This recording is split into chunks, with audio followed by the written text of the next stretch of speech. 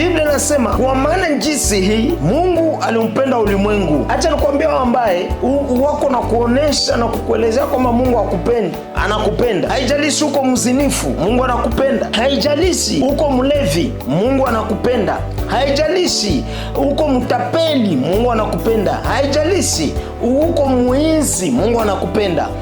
Kwa maana jinsi hii Mungu alipenda ulimwengu. Hapo haina ya watu ambao Mungu hapendi na hakuna aina ya watu ambao Mungu anapenda. Biblia inasema kwamba maana jinsi hii Mungu alipenda ulimwengu yote. Ina maana gani?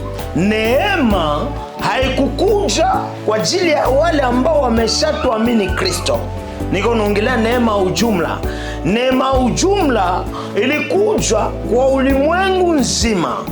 Neema ujumla ilikuja kwa washarati, ilikuja